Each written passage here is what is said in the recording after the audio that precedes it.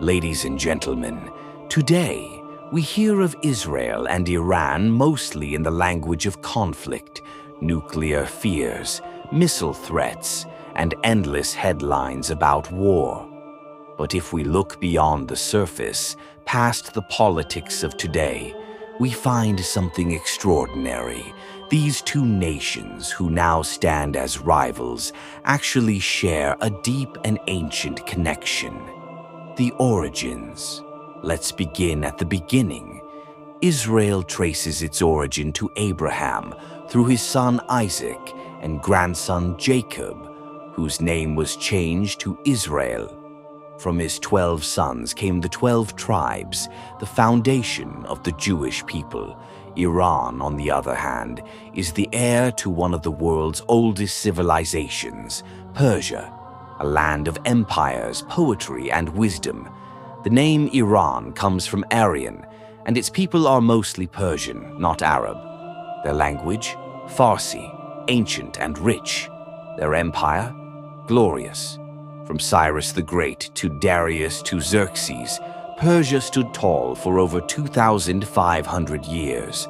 Two nations, one Semitic, one Indo-European, one rooted in Jerusalem, the other in Persepolis. Different? Yes, but not disconnected. A shared story. Over 2,500 years ago, something remarkable happened. The Jewish people were taken into exile by the Babylonians. Jerusalem was destroyed. The temple burned. Then came a Persian king, Cyrus the Great. Unlike other emperors, Cyrus did not crush the spirit of the people he conquered. He respected them. And when he conquered Babylon, he issued a decree that changed Jewish history forever.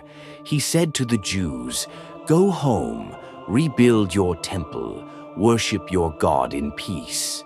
And they did. To this day, Jews honor Cyrus as a liberator, even calling him God's anointed in the book of Isaiah. Imagine that, a Persian king being called the Messiah in Jewish scripture, and it didn't end there. The entire book of Esther, a key Jewish text, takes place in Persia. Esther, a Jewish girl, becomes queen to a Persian king. Together with her cousin Mordecai, she saves the Jewish people from annihilation.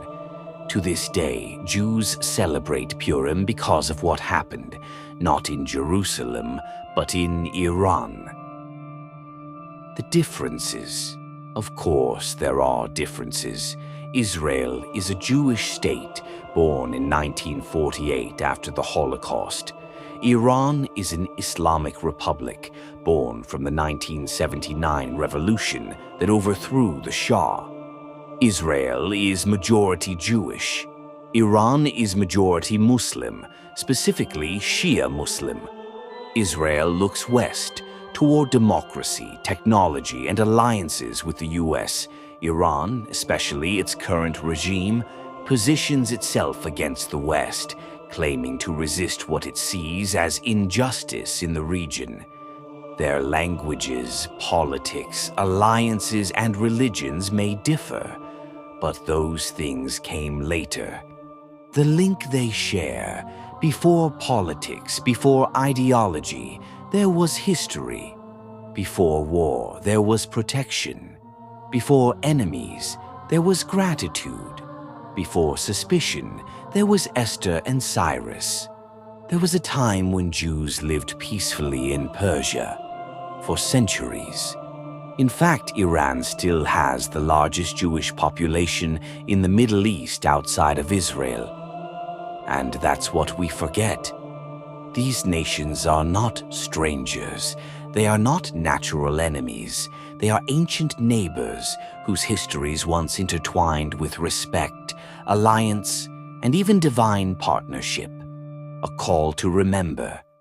So today, when we speak of Iran and Israel, let us not only speak of weapons and walls, let us also speak of Esther's courage and Cyrus's mercy.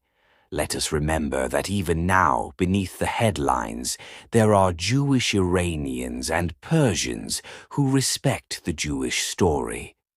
Let us remember that both trace their faiths back to Abraham, the father of monotheism, the man of covenant, the man of peace. And maybe, just maybe, if they remembered that too, the cry for war could give way to a whisper of peace. Remember to subscribe, comment, like, and hit the bell button. Thank you.